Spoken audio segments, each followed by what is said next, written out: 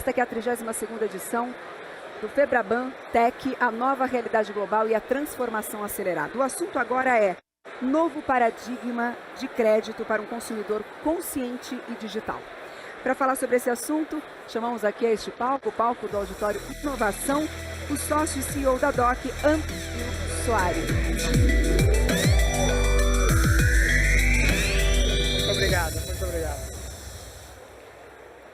Pessoal, boa tarde. Sou Antônio Soares, sou sócio e CEO da DOC. Estou aqui com a minha colinha hoje, tenho muita coisa para falar, então decidi fazer uma cola. É um prazer estar aqui com todos vocês nesse evento. Acho que depois de todo esse tempo de pandemia, ter todo mundo junto, se abraçando. E tanta coisa aconteceu nesses últimos 3 anos, não só no nosso mercado, no segmento financeiro, com as nossas vidas. Esse evento mudou, eu também mudei bastante, aprendi muita coisa, tenho aprendido muita coisa ao longo desses últimos anos. E mais do que isso, hoje eu queria trazer aqui para vocês uma visão um pouco diferente daquilo que a gente está acreditando que será a próxima onda. Para a gente começar aqui, eu queria voltar um pouco no tempo. Eu não queria voltar 3 anos, eu queria voltar 30 anos.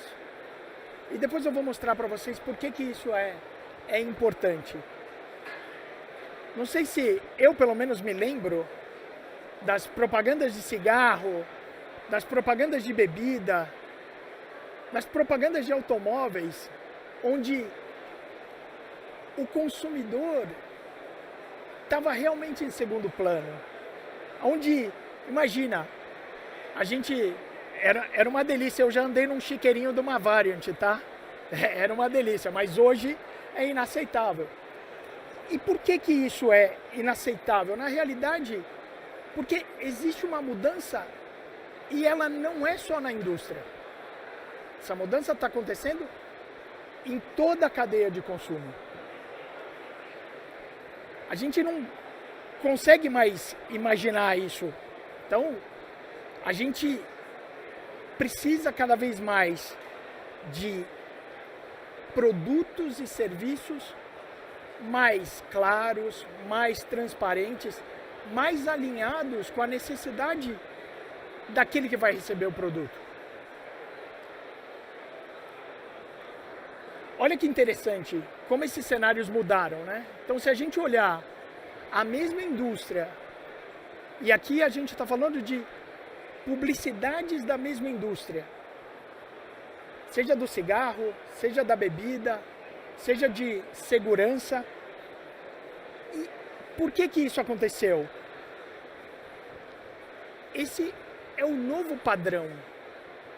A gente tem um regulador olhando para isso, a gente tem cada vez mais as pessoas preocupadas com o meio ambiente. A gente tem modelos como o da Zait, que é bem interessante, que é um modelo baseado em honestidade. Você entra na loja, você pega aquilo, os produtos que você quer consumir. Você tem uma questão de conscientização de impacto no meio ambiente, de consumo energético, de energia limpa. E isso, hoje, é muito interessante. Eu vou contar uma história aqui. Essa geração que está aí, ela tem uma consciência coletiva muito diferente. Olha o que aconteceu com a sobrinha de uma amiga minha. Ela estacionou o carro e parou o carro com a roda em cima da calçada. Eu provavelmente falaria, arruma esse carro, você vai tomar uma multa. Essa criança falou assim, tia, tem gente que passa pela calçada, vai atrapalhar as pessoas. Percebam que isso está mudando. E essa é uma das coisas que, inclusive nós, as gerações, vamos dizer, mais antigas, a gente tem que desaprender algumas coisas. Então essa questão da consciência coletiva, quando a gente vai para o nosso negócio, quando a gente vai para os nossos mercados, a gente tem que começar a olhar para isso. Hoje é muito comum alguém falar assim, eu não vou comprar esse produto porque essa empresa está envolvida em alguma coisa ou ela faz mal para o meio ambiente. A sociedade começa a rejeitar produtos e serviços nocivos e complexos de decifrar. Produtos que sejam de fato difíceis de entender. E esse é um desafio que a gente tem de levar produtos para cada vez mais todo mundo conseguir compreender, comparar, qualificar, que é a famosa clareza, transparência. Esse movimento já começou a chegar no universo financeiro de pagamentos. E um pouco do que eu queria que vocês levassem daqui hoje é um pouco dessa reflexão. Porque a gente tem uma indústria, e principalmente falando de Brasil, e óbvio que é muito interessante, tudo que a gente fala aqui é extremamente replicável para a América Latina, mas a gente tem uma indústria financeira extremamente avançada, com uma boa penetração de produtos, mas que cada vez mais a gente também tem uma responsabilidade em criar novos produtos. A gente tem uma responsabilidade em como fazer esses produtos chegarem a mais pessoas e que eles sejam, de fato, úteis a essas pessoas.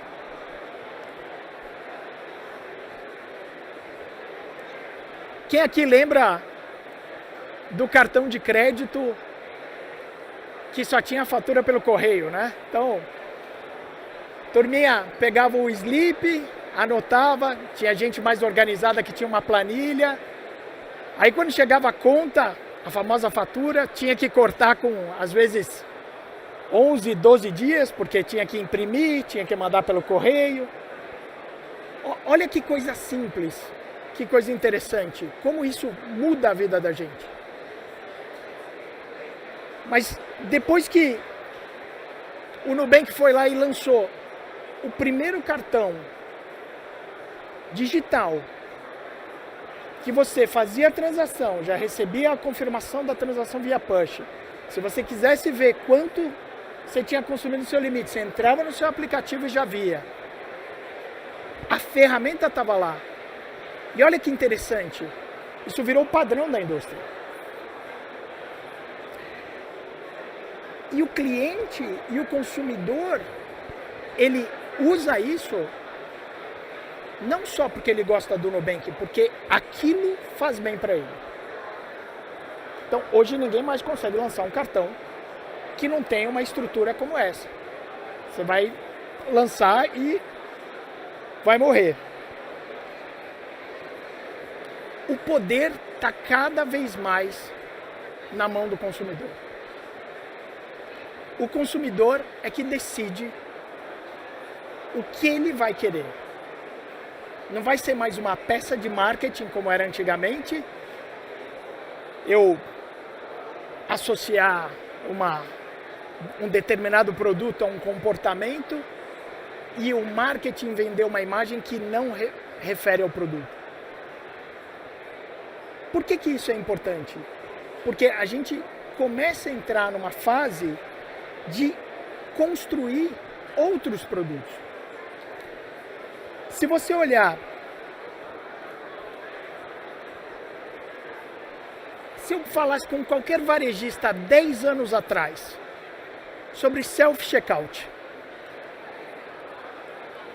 a resposta ia ser: vou fazer um business case, deixa eu fazer a conta, o que eu vou economizar aqui não vale a pena, então não vou implementar isso aí.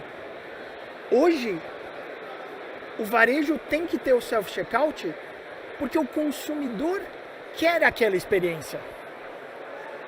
Não é uma questão econômica mais. O consumidor quer o autoatendimento dentro de um varejista. Então, percebam que se eu não entrar e se eu não perceber isso, eu posso ficar fora do jogo.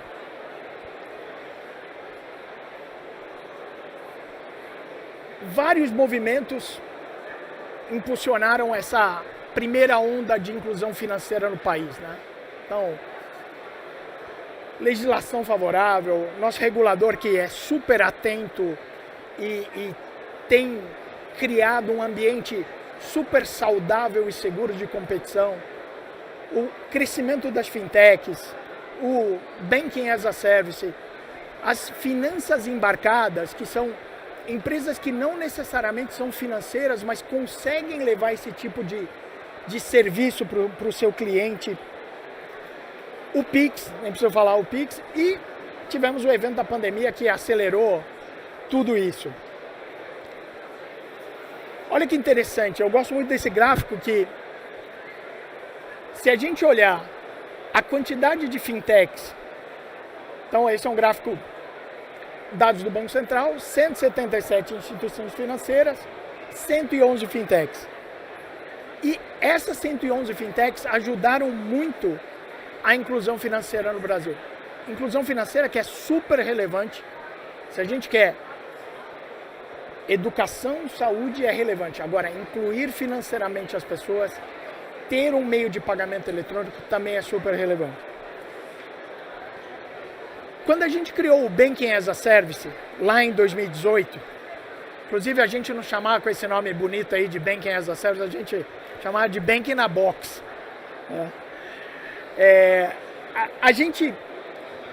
O nosso objetivo era como é que eu faço que qualquer empresa, qualquer tamanho, qualquer segmento consiga entrar nesse mercado, consiga prover serviços para qualquer cliente.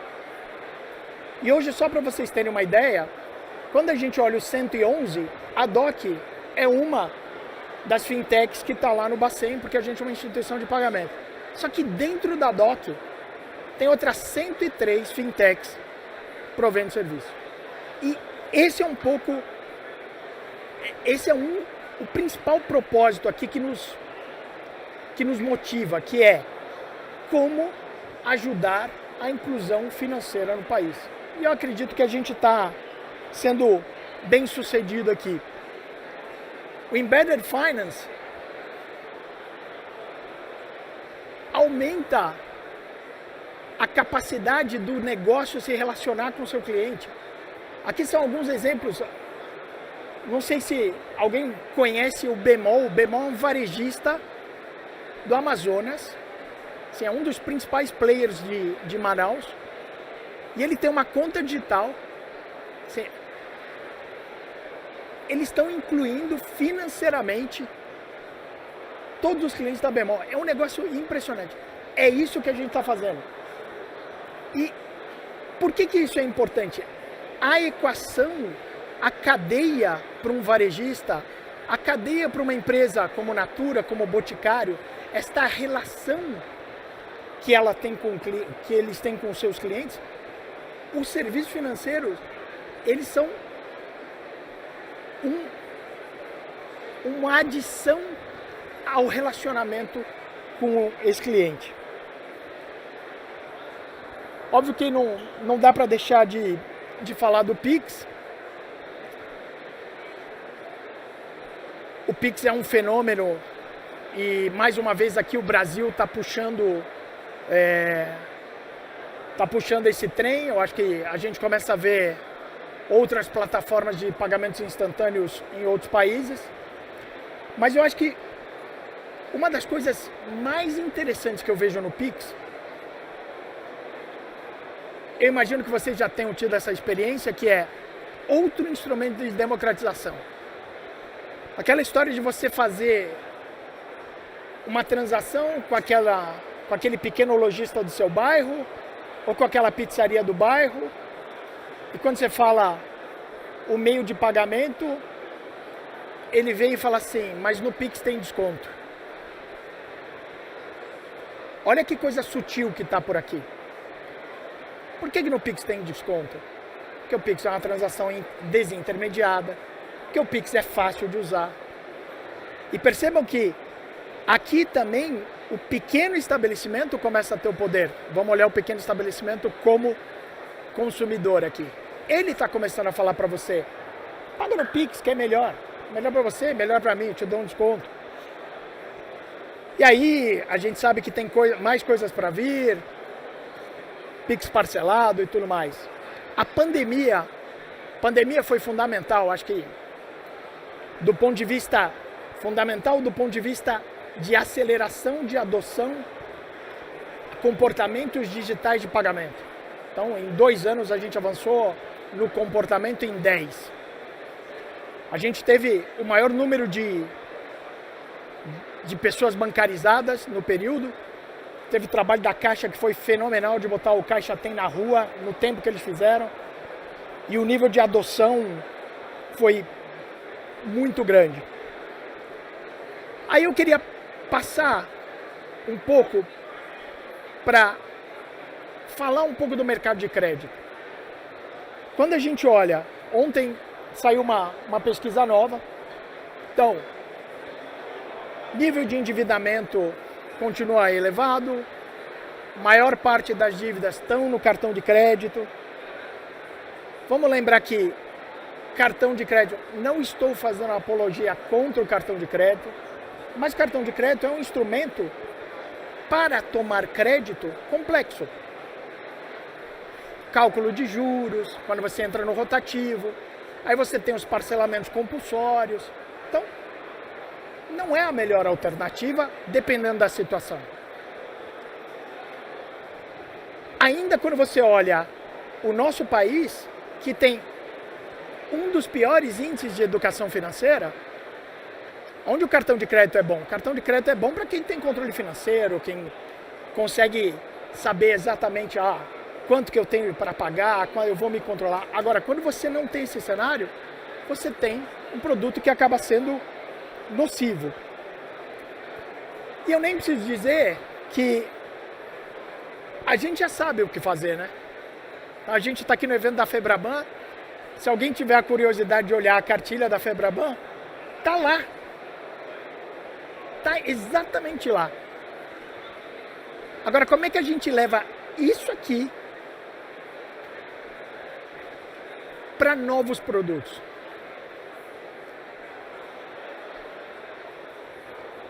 A questão de crédito, demanda de crédito, não só no Brasil, na América Latina, ela é latente. Ela é super relevante para a economia do país. Como é que a gente também democratiza o crédito chegando mais na ponta? E se a gente levar a oferta certa para a pessoa certa, no momento certo também, quem conseguir fazer isso tem um bom negócio na mão.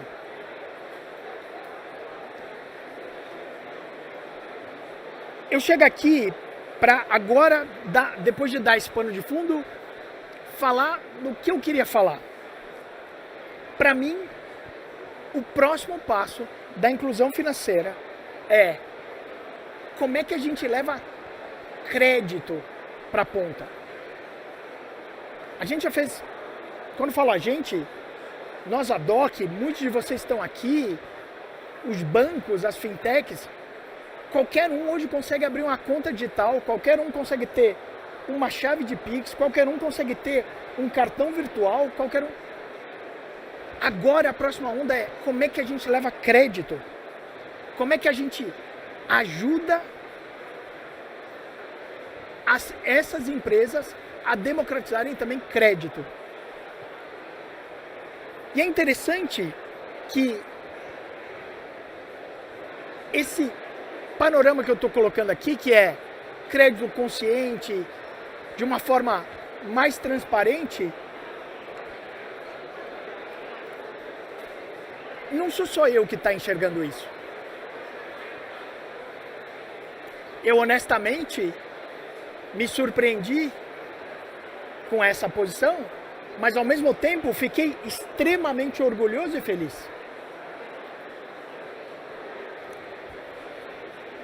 Isto é um exemplo a ser seguido.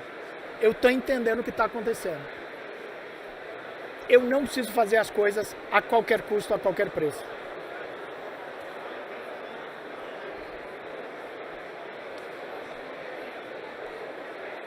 Eu vejo dois caminhos convergentes. A gente começar a ter produtos mais claros e transparentes, e aqui, gente, não vamos terceirizar a responsabilidade, mas claro e transparente não é o CET do produto financeiro que a gente está consumindo. Vamos lembrar que o país tem baixo índice de educação financeira. Então você colocar lá que o custo efetivo total daquela linha é 100%, 200%, 300%, 400% ao ano, dependendo para quem você está colocando, não vai fazer diferença. Outra coisa é a gente ampliar essas opções para cada momento e para cada situação. Onde eu uso um, onde eu uso o outro, como eu deveria usar esse, no curto prazo, no longo prazo.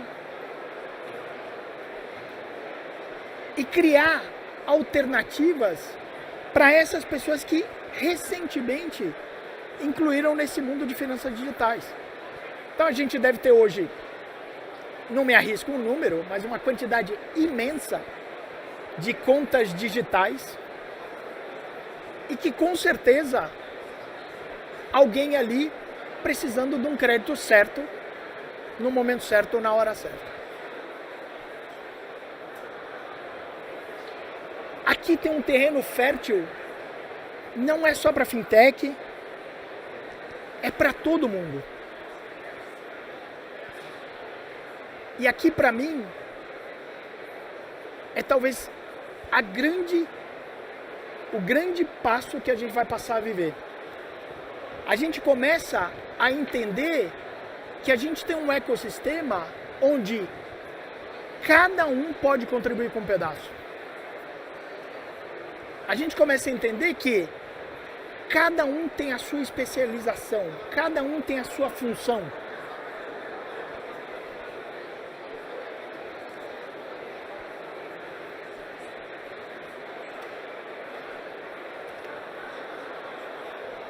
Se a gente olhar a capacidade técnica que a gente tem, a capacidade de inovação, e se a gente olhar para tudo isso, conseguir misturar num caldeirão, eu tenho certeza que a gente não só vai diminuir essa inadimplência de 66 milhões de brasileiros, mas como a gente vai ajudar não só o país, mas também essas pessoas a terem outro patamar de vida.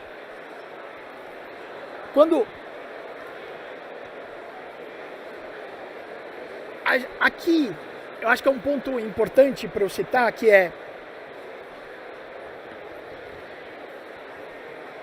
a gente sempre conversou, quando a gente fala de fintech, grandes bancos, esse é um momento que eu chamo de competição,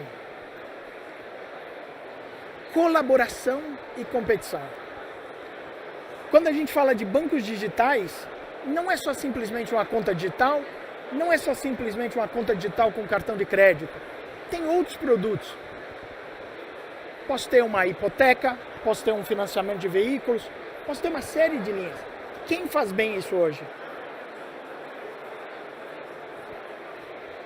Por que eu não pego quem faz bem e conecto com quem está lá com o cliente? É isso que eu estou chamando de competição. Então o que eu queria dizer aqui para vocês é, a gente está muito feliz de ter participado dessa primeira onda de inclusão financeira, essa enxurrada de contas digitais. E a gente quer abrir aqui hoje o que a gente chama segunda onda, que é como é que a gente vai levar crédito para essa turma. Crédito bom, crédito saudável, crédito para muita gente. Então, esse é meu chamado aqui para vocês hoje.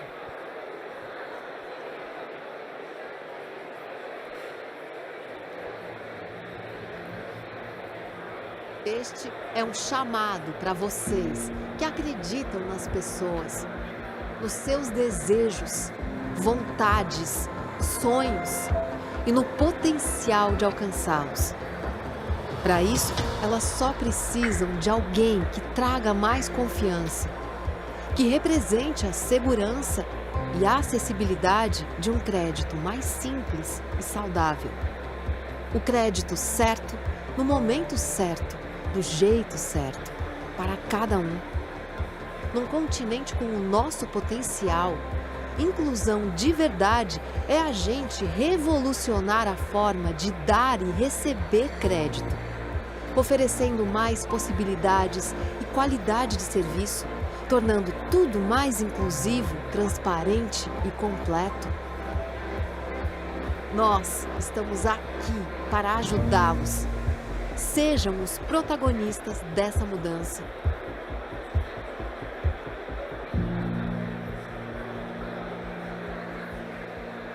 Muito obrigado e boa tarde.